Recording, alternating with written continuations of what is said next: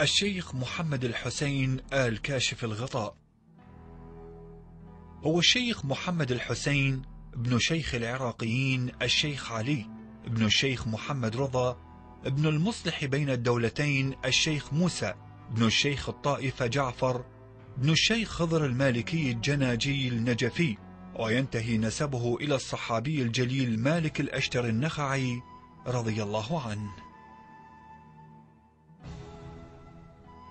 ولد في النجف الأشرف عام 1294 للهجرة،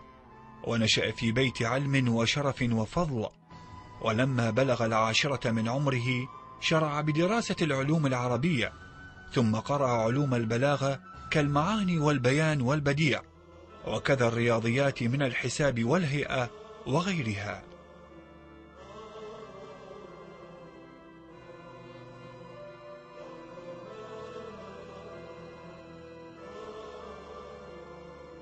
أتم دراسة سطوح الفقه والأصول وهو ما يزال في مرحلة الشباب، وحضر دروس الطبقات العليا كالشيخ محمد كاظم الخرساني والسيد محمد كاظم اليزدي والشيخ أغا رضا الهمداني، وتتلمذ في الفلسفة والكلام على المرزا محمد باقر الأسطاباناتي والشيخ أحمد الشيرازي والشيخ علي محمد النجف آبادي وغيرهم. ألف في حياة أستاذه شرحا على العروة، وشرع بالتدريس، فكانت له حوزة تتألف من الفضلاء ويزيد عددهم على 100، وكان تدريسه في مسجد الهندي تارة، والصحن الحيدري أو مقبرة المجدد الشيرازي تارة أخرى، وكان يكتب الشرح المذكور ليلا ويلقيه على تلامذته نهارا.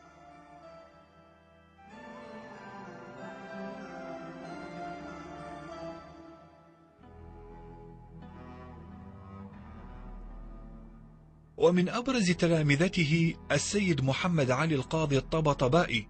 والسيد إسماعيل الحسيني المرعشي والشيخ عبد الحسين الأميني. جرت له مناظرات مع الفيلسوف أمين الريحاني، طبعت في جزئين تحت عنوان المراجعات الريحانية، وتضمنت مناقشات مع اللغوي المعروف الأب أنستاس الكرملي صاحب مجلة لغة العرب، والمؤرخ المعروف جرجي زيدان مؤلف كتاب تاريخ آداب اللغة العربية، كما حوت نقاشات مع الشيخ يوسف الدجوي من مدرسي جامع الأزهر، والشيخ جمال الدين القاسمي عالم دمشق وغيرهم. وللشيخ كاشف الغطاء مؤلفات جليلة تربو على 80 في الفقه والأصول والفلسفة والكلام والأدب والتفسير، ومنها الآيات البينات،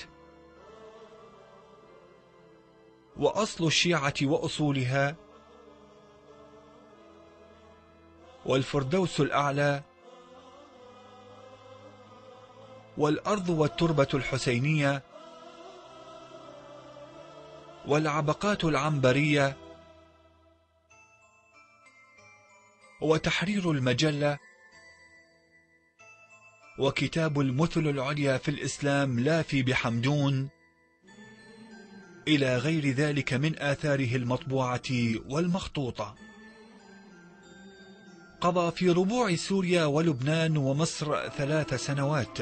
اشترك خلالها في الحركة الوطنية، ونشر في أمهات الصحف والمجلات مقالات نفيسة وقصائد بديعة. وفي سنة 1332 هجرية عاد إلى العراق، فوافق ذلك نشوب الحرب العالمية الأولى،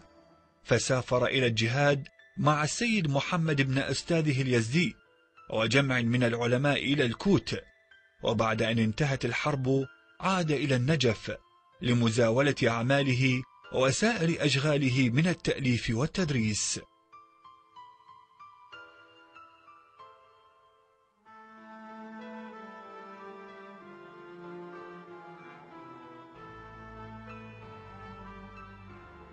دعي للمؤتمر الإسلامي العام في القدس الشريف عدة مرات، وخطب خطبة تاريخية ارتجالية طويلة كانت بذرة التقارب والألفة بين المسلمين، وأتم به في الصلاة عدد ناهز 20,000 بينهم أعضاء المؤتمر وهم 150 عضوا من أعيان العالم الإسلامي، ثم عاد إلى العراق، وكان لهذه الإمامة في القدس دوي في الشرق والغرب، ونشرتها الصحف والمجلات، وذكرها بعض المؤلفين في كتبهم كالشيخ هاشم الدفتردار المدني والشيخ محمد علي الزعبي. ترادفت على جسمه الأمراض،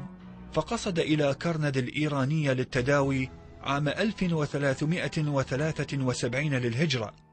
لكنه توفي هناك، ونقل جثمانه إلى النجف الأشرف حيث مثواه الأخير في وادي السلام.